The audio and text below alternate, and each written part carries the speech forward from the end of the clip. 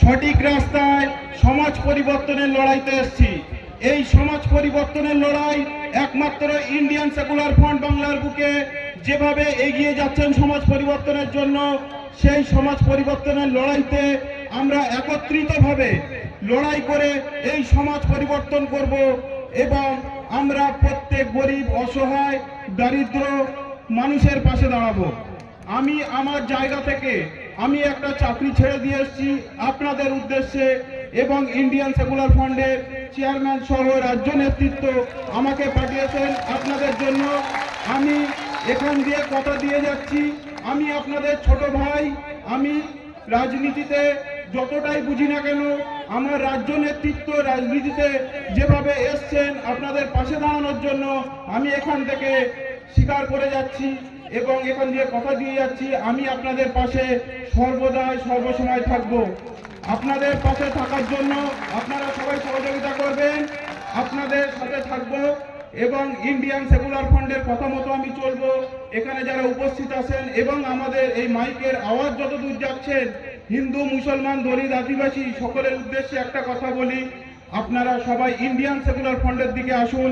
কারণ Indian secular ফ্রন্টই একমাত্র রাজনৈতিক দল যিনি রাজ্য তথা সন্দেশখালী, বসিরহাটের বুকে শান্তি ফিরিয়ে আনতে পারে। শাহজাহান শেখদের মতো যত নেতৃত্ব সেখান থেকে উৎখাত করতে পারে। আমি আমার বক্তব্য দীর্ঘ সময় রাখবো না, যেহেতু আমাদের চেয়ারম্যান নওশাদ সিদ্দিকী ভাই এখানে এসে গেছেন, উপস্থিত আছেন। আমি ইন্ডিয়ান সেকুলার ফ্রন্ট জিন্দাবাদ, আইএসএফ জিন্দাবাদ, নওশাদ সিদ্দিকী জিন্দাবাদ, আপনারা সন্দেশখালীবাসী জিন্দাবাদ বলে আমি আমার সংক্ষিপ্ত বক্তব্য শেষ করছি। ধন্যবাদ ভাইকে। এরপর আমাদের প্রাণপ্রিয় ভাইজান তিনি স্টেজে মাইক্রোফোনের সামনে আসবেন। তার আগে ভাইজানকে আমরা স্লোগান দিয়ে অভ্যর্থনা জানাবো সন্দেশখালীর মাটি থেকে। ইনকিলাব ইনকিলাব জিন্দাবাদ, ইনকিলাব ইনকিলাব জিন্দাবাদ, নওশাদ ভাইজান জিন্দাবাদ, গরিবের বন্ধু নওশাদ ভাইজান জিন্দাবাদ, দলিতের বন্ধু নওশাদ ভাইজান জিন্দাবাদ, অসহায় মানুষের বন্ধু নওশাদ ভাইজান জিন্দাবাদ, মেহনতি মানুষের বন্ধু নওশাদ ভাইজান জিন্দাবাদ। ভাইজান এগিয়ে চলুন, ভাইজান এগিয়ে চলুন, ভাইজান এগিয়ে চলুন। দলিত আদিবাসী হিন্দু মুসলিমের ঐক্য জিন্দাবাদ, দলিত আদিবাসী হিন্দু মুসলিমের ঐক্য জিন্দাবাদ।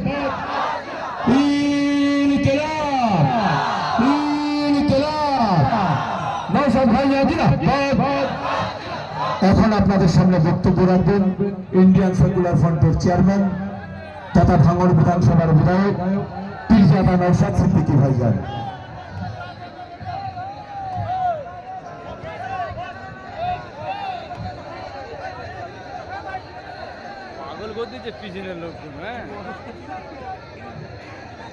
ভাই যারা এসেছেন একটু অনুরোধ করবো, রাখবেন একটা কথা, আপনারা বসে যান তো ভাই। ইচ্ছা ছিল আপনাদেরকে চেয়ারে বসাবো, সম্ভব হয়ে ওঠেনি। এখানকার যারা ডেকোরেটরদেরকে ভয় দেখিয়েছে, দূর থেকে অ্যারেঞ্জ করতে হচ্ছে মাইকের, ছোটে বসাবো, এর মধ্যে নয়, বাইরে বাড়াতে হবে। এদেরকে বাইরে বার করে দাও তো, বাইরে বসো। ছোটা বসাবার চেষ্টা করলাম, সবাইকে পারলাম না, কারণ সেই পর্যাপ্ত পরিমাণে যে চর দেওয়ার কথা তাদেরকেও ভয় দেখাচ্ছে, চমকাচ্ছে, ধমকাচ্ছে। বা একটু বসে যান না, অসুবিধে কি হচ্ছে? লজ্জা লাগছে নাকি? বসুন তো, ওখানে যারা আছে, এখানে মায়েরা আছে, আপনি সরে যান না।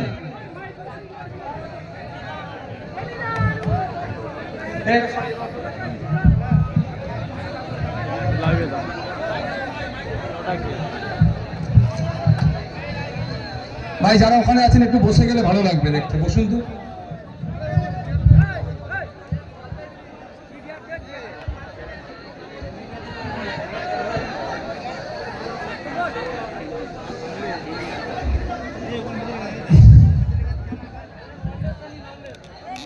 আরো খারাপ আওয়াজ হচ্ছে।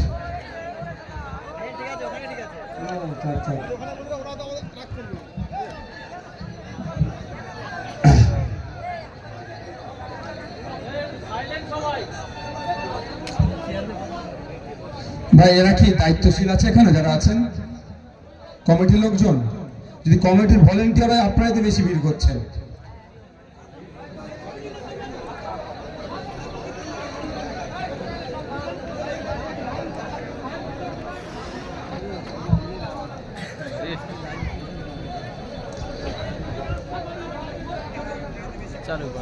বক্তব্য দেবো তার আগে আমি একটা কথা বলবো আপনাদেরকে।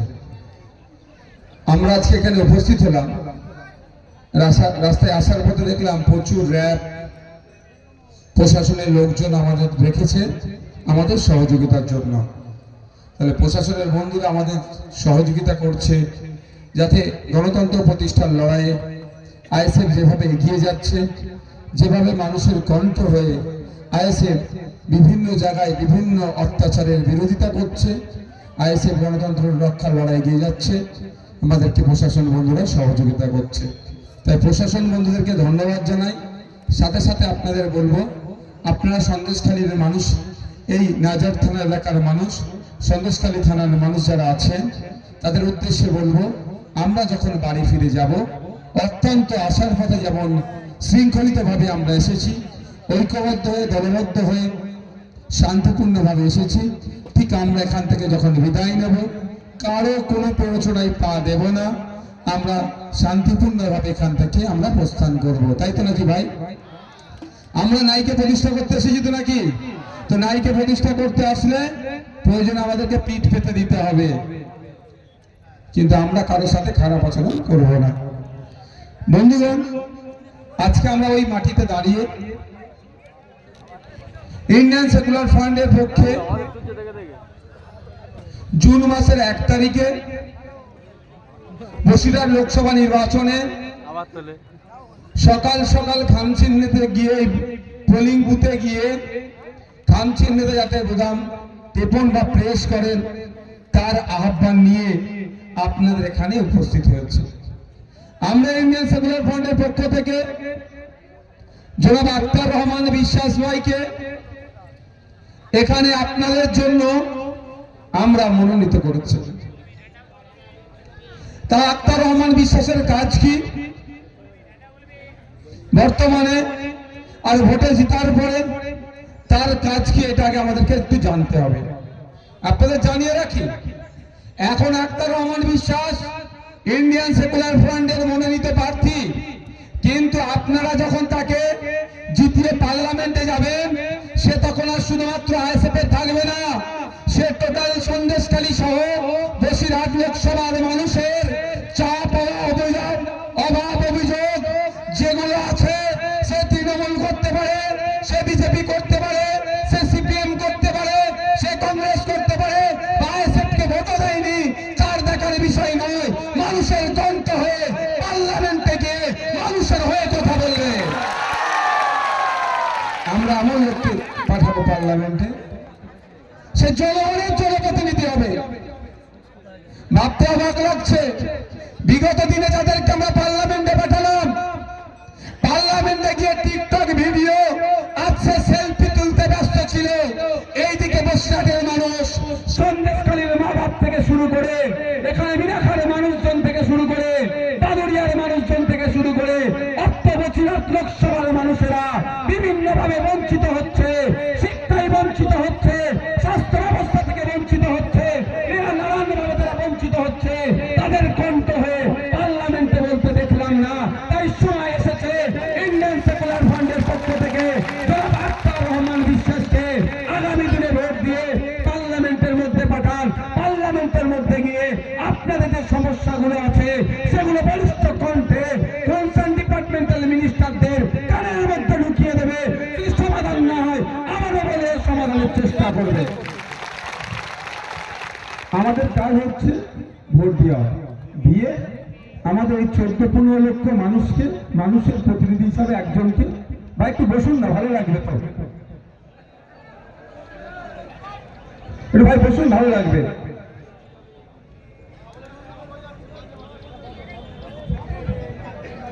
আজকে এখানে অনেক মানুষ আসতে পারেনি, বাজারে এসে চায়ের দোকানে বসে আছে, ভাইয়ানা কি বলছে শুনবে, কিন্তু এই গ্রাউন্ডের মধ্যে এসে পৌঁছাতে পারেনি, সাহসে কুলোয়নি। তবে একটা কথা বলে রাখি, আজকে দেখেছেন এক সম্রাটের ভিডিও, সম্রাট পিজন ভ্যানে কেমন কান্না কাটা করছে, দেখেছেন? ভুলে যায়নি 2021 সালের কথা। ইন্ডিয়ান সেকুলার ফ্রন্টের পক্ষ থেকে এখানে প্রার্থী দেওয়া হয়েছিল সন্দেশখালীতে। 14,000 প্রায় 15,000 ভোট পেয়েছিলাম, 7% ভোট পেয়েছিলাম এত হিংসার পরেও। যদি ওই সমস্ত সমাজ বিরোধীরা যদি অন্যায় না করতো, মানুষকে ভয় না দেখাতো, মানুষের ভোটাধিকার না কেড়ে নিত, আমার ভরসা ছিল সন্দেশখালী থেকে আমরা হেভি অফ পার্সেন্টেজ ভোট দিয়ে এখানকার জনপ্রতিনিধিকে দেশে রাজ্যের আইন সবাই পাঠাতে পারতাম। কিন্তু আমরা কি দেখেছি? ভোট পেয়েছিলাম 14,387টা। এই 2021 সালে আমরা ভোট পেয়েছিলাম। আপনাদের মধ্যে অনেকে ভোট তো দিতেই পারেননি। যদি দিতে পারতেন তাহলে ভোটের পরিমাণটা কোথায় গিয়ে পৌঁছাতো? সে ভাঙনের লোক শান্তিপূর্ণভাবে ভোট দিতে পেরেছিল বলে লক্ষাধিক ভোট পেয়েছিলাম, 1 লক্ষের উপরে পৌঁছে গিয়েছিল। সন্দেশখালীর মা বাপ ভাইয়েরাও যদি ভোট দিতে পারত ঠিকভাবে, তাহলে 14,387 ভোটটা দাঁড়িয়ে থাকতো না, ওই ভোটটাও লক্ষাধিক পার করে দিত। যেটা আগামী লোকসভাতে মানুষ শান্তিপূর্ণভাবে ভোট দেবে। জুন মাসের 1 তারিখে আপনাদের কাছে অনুরোধ করছি, আর কোনো ভয়ের পাওয়ার দরকার নাই। আপনারা শান্তিপূর্ণভাবে ভোট দেবেন, ইন্ডিয়ান সেকুলার ফ্রন্টের পক্ষে ভোট দিয়ে বিপুল ভোটে জয়যুক্ত করবেন। যারা এখানে এসে পৌঁছাতে পারেনি আর যারা সর্বপ্রথম এখানে এসে পৌঁছেছেন, এত বাধা বিপত্তিকে উপেক্ষা করে আপনাদেরকে সকলকে সংগ্রামী অভিনন্দন জানাচ্ছি। যারা এসে পৌঁছাতে পারেননি, বাজারে বসে শুনছেন, তাদের উদ্দেশ্যেও বলবো, আজকে বসিরহাটকে নিয়ে, সন্দেশখালীকে নিয়ে বিজেপির মতো রাজনীতি করছে, তৃণমূল আবার তৃণমূলের মতো মলম লাগানোর চেষ্টা করছে। সত্যি একটা জিনিস খুব খারাপ লেগেছে, একটা জিনিস আমাকে খুব খারাপ লেগেছে। আমরা কিন্তু প্রতিবাদ করেছি, যখনই জানতে পেরেছি সন্দেশখালীর আমার দলিত মায়ের উপরে অত্যাচার হয়েছে, সন্দেশখালী আমার আদিবাসী মায়ের উপরে অত্যাচার হয়েছে, সর্বোপরি সন্দেশখালী মানুষের উপরে অত্যাচার হয়েছে, আমরা আমাদের প্রতিনিধি দলের মাধ্যমে সন্দেশখালীতে পৌঁছানোর চেষ্টা করেছিলাম।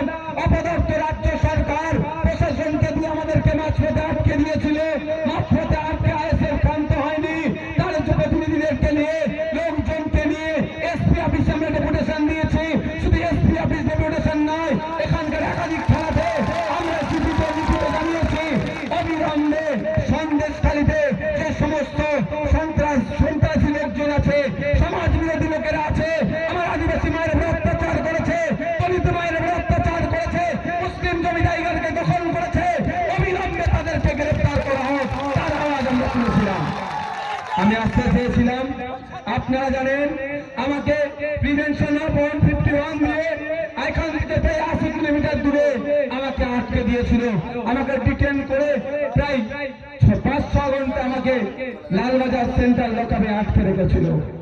এত ভয় পাওয়ার কি আছে? জানেন ভাইজানরা গেলে আলো সত্য উদ্ঘাটন হবে। তাই আমাদের ঐক্যবদ্ধ প্রচেষ্টার লড়াইয়ে শাসক বাধ্য হয়েছে একে একে একে একে তার ছোট বড় মেজর সেজো নেতাদেরকে এখানে ধরে অ্যারেস্ট করেছে। সর্বোপরি কোর্টের যখন চাপ খেয়েছে, তারপরে বড় রাঘব গোয়ালকে জেলের মধ্যে নিয়ে গিয়েছে। কিন্তু একটা বিষয় সত্যি আমার দুঃখ লেগেছে, এই কথাটা আমি ব্যথিত হয়েছি খুব। সেই বিজেপি তার ভোট ব্যাংকে বাড়ানোর জন্য যেভাবে মানুষের মধ্যে বিভাজন করার চেষ্টা করেছে, যেভাবে মানুষে লাগিয়ে দেওয়ার চেষ্টা করেছে, এটাকে ধিক্কার নিন্দা জানাচ্ছি। যখন বলেছে যে দেখে দেখে নাকি আমার মা দলিত মনকে, আমার আদিবাসী মনকে নাকি মুসলিম সমাজের পক্ষ থেকে নাকি অত্যাচার হয়েছে, এটা যখন বলেছে খুবই ব্যথিত হয়েছি। আমরা কিন্তু শাহজাহান শেখকে, আমরা কিন্তু তার সঙ্গবন্ধকে, আমরা উত্তম হাজরাকে, আমরা শিশুকে কিন্তু তার ধর্মীয় বিচার দেখে তার বিরোধিতা আমরা করি না। তার অন্যায়টা দেখে অত্যাচার করেছে তার আমরা বিরোধিতা করি। আর বিজেপি অপদার্থ বিজেপি আর তার এখন রাজ্যের বড় নেতা অপদার্থ যারা আছে, তারা যেভাবে ধর্মে ধর্মে বন্ডে বন্ডে যাতে যাতে বিভাজনের করে ভোট নেওয়া যায়, তার সুকৌশল তার আস্তে আস্তে তার সুরোপার্জন দেওয়ার চেষ্টা করেছে। কিন্তু আমি ধন্যবাদ জানাই সন্দেশখালী ধর্মপ্রাণ মানুষদেরকে, দলিত হতে পারে, আদিবাসী হতে পারে, মুসলিম হতে পারে, ভিন্ন জাতের হতে পারে, কিন্তু তারা ওই বিজেপির টনিককে তারা গ্রহণ করেনি, বরঞ্চ তারা দেখিয়ে দিয়েছে কাঁধে কাঁধ মিলিয়ে এই শাহজাহান, এই শিবু, এই উত্তম সহ যারা সমাজ বিরোধী আছে তাদের বিরুদ্ধে লড়াই করেছে। আরে অত্যাচারিত হয়েছে আমার মা, সেই মায়ের ধর্ম নিয়ে তুমি কি করবে? যে অত্যাচার করতে সমাজ বিরোধী তার ধর্ম নিয়ে, মানে এখানে তাদের ভোট নিতে হবে, এখানেও তাদের ভোট দরকার, ভোট ছাড়া তারা কিছু বোঝে না। কিন্তু এই ভোট করতে করতে সমাজ আজকে রসতলে চলে যাচ্ছে। তাই বন্ধুগণ যারা উপস্থিত হয়েছে, বিভিন্ন জাতের মানুষ, বিভিন্ন বর্ণের মানুষ, বিভিন্ন ধর্মের মানুষ, প্রত্যেকের কাছে অনুরোধ করব, এই 75 বছর ধরে কিন্তু একে আটকাতে হবে, ওকে জেতাতে হবে। ওই এই করছে, ও সেই করছে, ইতিপূর্বে সন্দেশখালীর মানুষেরা, এই বসিরহাটের মানুষেরা 17 বার পার্লামেন্টে তাদের জনপ্রতিনিধিকে পাঠিয়েছে। জনপ্রতিনিধিকে পাঠানোর মানে কি? এই সন্দেশখালী, এই বসিরহাট লোকসভার মধ্যে মানুষের যে অভাব অভিযোগ, যা পাওয়ার কথা ওখানে বলবে এবং ওখানে যারা ক্ষমতায় থাকবে সেটা সমাধান করবে। কিন্তু উল্টে কি দেখলাম? বিগত দিনে কাদেরকে পাঠিয়েছি, তারা আমাদের হয়ে কটা কথা বলেছে সেটা খুঁজে পাওয়া যাবে না। যদি আমাদের হয়ে কথা বলতো, যদি সত্যিকারের কথা, সুন্দরবনবাসীর কথা ভাবতো, হিঙ্গলগঞ্জ থেকে শুরু করে এই সন্দেশখালী থেকে শুরু করে বিভিন্ন যে উপকূলীয় এলাকাটা আছে, প্রায় 3 বছরে আমরা কি দেখি? প্রতি বছরেই যেখানে প্রাকৃতিক দুর্যোগ হয়, সেখানে দুর্যোগের ফলে যে বাঁধ থাকে সেটা ভেঙে যায়, ফলে নদীর নোনা পানি চাষযোগ্য জমিতে ঢুকে গিয়ে ফসল নষ্ট হয়। অনেক ঘেরি আছে, মাছ চাষ হয়, মিষ্টি জলের মাছ চাষের ক্ষেত্রে নোনা পানি যখন ঢুকে যায় ওই মাছ চাষগুলো নষ্ট হয়ে যায়। এর স্থায়ী সমাধানের জন্য কি রাজ্যের আইনসভার মধ্যে, কি দেশের আইনসভার মধ্যে বলিষ্ঠ কণ্ঠে এখানকার জনপ্রতিনিধিগুলোকে বলতে দেখলাম না। আমি আপনাদের কাছে বলবো, আপনাদের স্বার্থে আপনারা যদি মনে করেন ইন্ডিয়ান সেকুলার ফ্রন্টকে জুন মাসের 1 তারিখে কামচিহ্নে ভোট দিয়ে পার্লামেন্টে পাঠানো যায়, তাহলে পার্লামেন্টে গিয়ে সর্বপ্রথম যে দাবিগুলো করবে তার মধ্যে অন্যতম একটা দাবি হচ্ছে এই উপকূলীয় এলাকাতে যে বাঁধগুলো আছে শুধু দিয়ে আটা ছোঁড়া যাবে না, বাড়ির বস্তাতে বাঁধ নির্মাণ করা যাবে না, কংক্রিটের বাঁধ নির্মাণ করতে হবে। এই আওয়াজ পার্লামেন্টের মধ্যে উঠবে। আমি বিধানসভার মধ্যে তুলি, বারবার বলেছি, যদি মানুষকে সত্যিকারের অর্থে আপনি রিলিফ দিতে চান, মানুষকে যদি সত্যিকারের অর্থে তাকে শান্তিতে রাখতে চান, বিশেষ করে যেটা উপকূলীয় এলাকা আছে, যে বাঁধগুলো আছে, বিজ্ঞানসম্মত ভাবে বাঁধগুলো নির্মাণ করা হোক এবং বিজ্ঞানসম্মত ভাবে রক্ষণাবেক্ষণ করা হোক। যদি রক্ষণাবেক্ষণ করা হয় এবং যদি বিজ্ঞানসম্মত ভাবে বাঁধগুলো নির্মাণ করা হয়, তাহলে কিন্তু ওই বাঁধ আর ভেঙে বাড়ির দিকে, গ্রামের দিকে নোনা পানি ঢুকে যাবে না, গ্রামের মানুষ ক্ষতি হবে না। কিন্তু বন্ধুগণ, এরা করে না কেন? আপনারা কি বলে মাথায় ভেবেছেন? এরা তো বলে সমাজের জন্য করব, কেন করে না ভেবেছেন? মাথায় আছে কি? কেন করে না বলুন তো? বাঁধ ভেঙে গেলেই তো এদের ধোঁয়া ভারী হয়ে যায়। কেন? বাঁধ ভেঙে যাবে, সরকার ঘোষণা করবে রিলিফ দেব, হাজার হাজার কোটি টাকা আসবে আপনাদের জন্য, দেবে আপনাদের রিলিফের জন্য। আপনার জমি নষ্ট হয়েছে, আপনার পুকুরের মাছ নষ্ট হয়েছে, আপনার বাড়ি ঘর ভেঙেছে, আপনার ক্ষতিপূরণের জন্য, রিলিফের জন্য যে টাকাটা আসবে, তৃণমূলের দাদারা, দিদিরা, এই শাহজাহান, শিবু, উত্তমেরা সেটাকে লুটে নেয়। আর যদি কংক্রিটের বাঁধ নির্মাণ করে দেওয়া হয়, তাহলে আর অন্তত 100 বছর এই উপকূলীয় এলাকার মানুষকে ওই ঝড় আসবে, ওই বুলবুল আসবে, ওই আফান আসবে, ইয়াস আসবে, আরো কত কি আছে, আইলা যেভাবে ক্ষতি হয়েছে সেই অর্থে আর ক্ষতি হবে না। আমরা মানুষের কথা ভাবি। তাই আপনাদের বলবো, যদি আগামী দিনে চান পার্লামেন্টে গিয়ে বসিরহাট লোকসভার মানুষের চা পাওয়ার কথা, অভাব অভিযোগের কথা উত্থাপন করতে চান, তাহলে আর অন্য কোনো সিম্বলের দিকে তাকানোর দরকার নাই। সকাল সকাল যাবেন, জুন মাসের 1 তারিখে গিয়ে আপনার ইভিএম মেশিনের সামনে দাঁড়াবেন, যে দেখবেন ওই বাটনটাকে আপনারা জোর করে প্রেস করে দেবেন, বাকি দায়িত্বটা আমাদের দিয়ে ছেড়ে দেবে। এখানে কম করে আজকে 1000-1000 মানুষ আছে তো নাকি? তাই তো নাকি? হাতটা তুলেন তো দেখি একবার ভাই। আচ্ছা, যারা দূরে আছেন আমাদের লোক কি করে বুঝবে? তাহলে হাতটা তুলেন তো, গরমের চোখে ওই ছাগলটা গেছে। মায়েরা আছে তো নাকি? কম করে 1000-1000 মানুষ আছে তো এখানে। আপনাদেরকে আজকে একটা দায়িত্ব দেবো, নিতে পারবেন? একটু দায়িত্ব নিতে হবে। এখানে যারা এসে উপস্থিত হয়েছেন, বসুন। এখানে যারা এসে উপস্থিত হয়েছেন, আপনারা অনেক বাধা বিপত্তিকে উপেক্ষা করে এসে উপস্থিত হয়েছেন। আপনাদেরকে একটা দায়িত্ব নিতে হবে। সেই দায়িত্বটা কি? আপনারা আজ থেকে এখানে বিদায় ইন্টারভিউ যখন নেবেন, বক্তব্য যখন শেষ করে দেবেন, আপনারা দায়িত্ব নিয়ে কম করে 10 জনকে তৃণমূল এবং বিজেপির বিরুদ্ধে ভোট দেওয়ার জন্য, আইএসএফ এর পক্ষে যাতে ভোট দেয়, তৃণমূল বিজেপিকে পরাস্ত করার জন্য, এই শুভেন্দু অধিকারীদেরকে পরাস্ত করার জন্য, এই অভিষেক ব্যানার্জির চাকরি চোরের সরকারকে পরাস্ত করার জন্য, বাচ্চাদের মিড ডে মিলের চুরির সরকারকে এই পরাস্ত করার জন্য, এই বেকারত্বের শীর্ষে আমাদের দেশ এগিয়ে যাচ্ছে, যারা বেকারত্ব বাড়াচ্ছে কেন্দ্রের এই বিরুদ্ধে সরকারকে পরাস্ত করার জন্য 10টা করে মানুষকে বুঝিয়ে ইন্ডিয়ান সেকুলার ফ্রন্টের পক্ষে ভোট করানোর জন্য দায়িত্ব তুলে নেবেন ভাই, নেবেন ভাই? 10 জন করে দায়িত্ব, কম করে 10 জন করে, তাহলে তো 1 লাখ ভোট এমনি সন্দেশখালী থেকে আমরা পেয়ে যাচ্ছি। আপনারা যদি দায়িত্ব তুলে নেন, কম করে 1 লাখ ভোট সন্দেশখালী থেকে আমরা পাচ্ছি। আপনাদের অনুরোধ করব, আপনারা দায়িত্ব নিন, দায়িত্বশীলতার পরিচয় দিন। আগামী দিন আপনাদের হয়ে বিধানসভা লোকসভার মধ্যে বলার লোককে আপনারা তৈরি করুন। অন্যথায় কি হবে? কাকে পাঠিয়েছিলেন বিগত দিনে বলুন তো? যখন পার্লামেন্ট থেকে জনগণের মধ্যে বিভাজন করার জন্য সিএ বিলটা পাস হচ্ছিল, তখন তার ভূমিকাটা কি ছিল জানেন আপনারা? কি ছিল? নতুন করে বলতে হবে নাকি? ভোট দিয়েছিল কি দেননি আপনারা ভালো করে জানেন। শুধু তাই নয়, এখানে তো কৃষকরা বেশি আছেন, কিছু মৎস্যজীবীও আছে।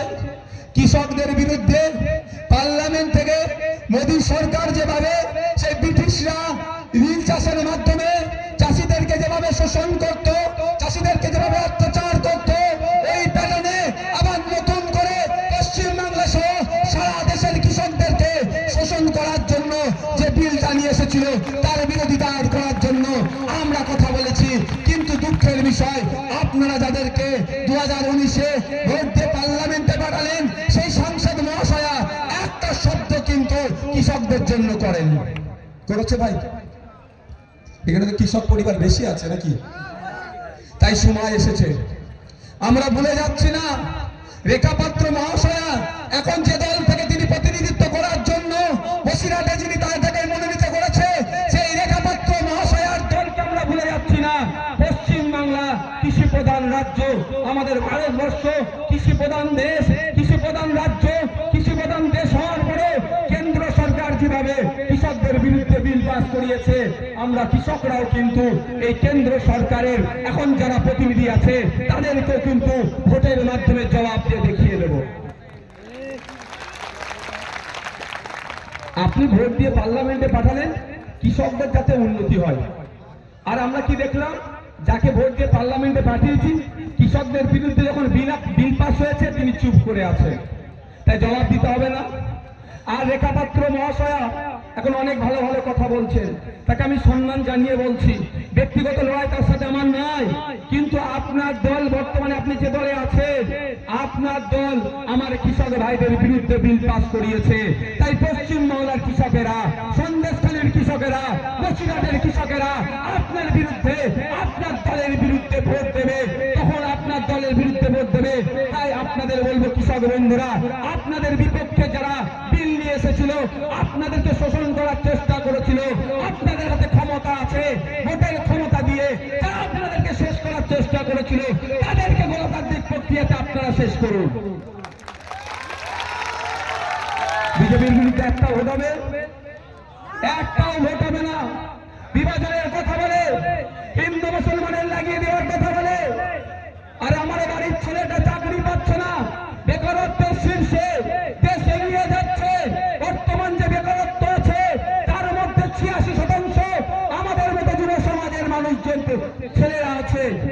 হিন্দু বাড়ির হতে পারে, দলিত হতে পারে, আদিবাসী হতে পারে, মুসলিম হতে পারে, কিন্তু বেকারত্বের শীর্ষে আমাদের দেশ এগিয়ে যাচ্ছে, তাদেরকে ভোট দিয়ে লাভটা কি?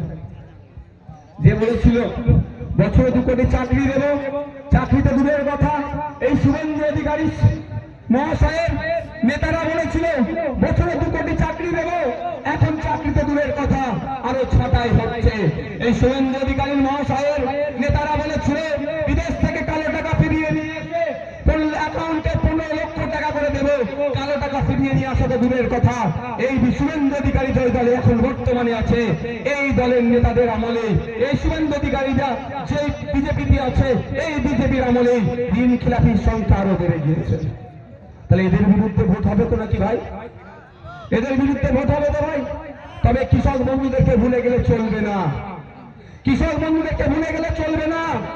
সারা দেশের কৃষকরা যখন এই কৃষি বিলের বিরুদ্ধে আন্দোলনে নেমেছিল, তারা যখন ভারত বন্ধের ডাক দিয়েছিল, ইন্ডিয়ান সেকুলার ফ্রন্ট কৃষকদের স্বার্থে ভারত বন্ধে সফল হওয়ার জন্য সমর্থন শুধু জানায়নি, আমরা রাস্তায় নেবে এই ভারত বন্ধে সফল করতে চেয়েছিলাম।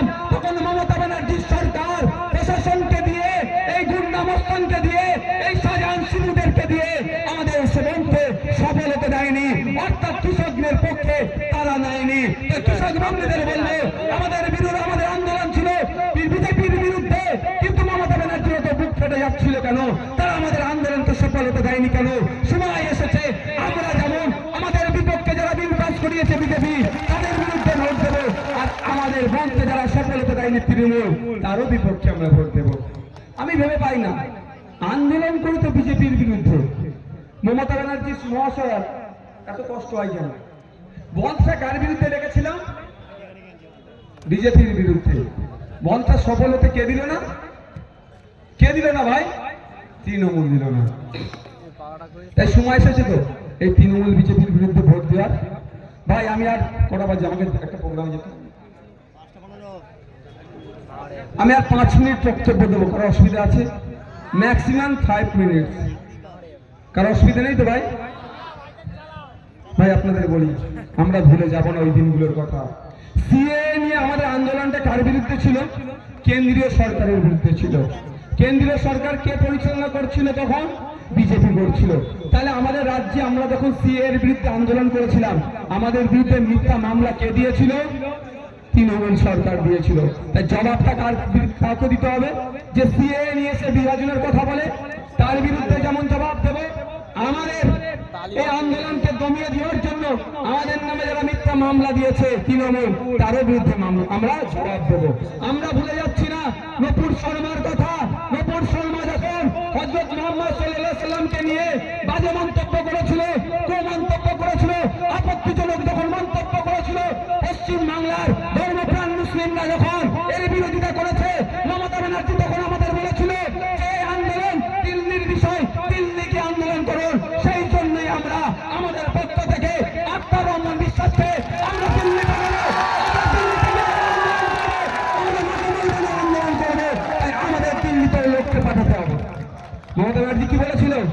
দিল্লিকে আন্দোলন করতে না, এই দিল্লি যাবে আন্দোলন করবে, আমরা আমাদের ময়দানে আন্দোলন করবো।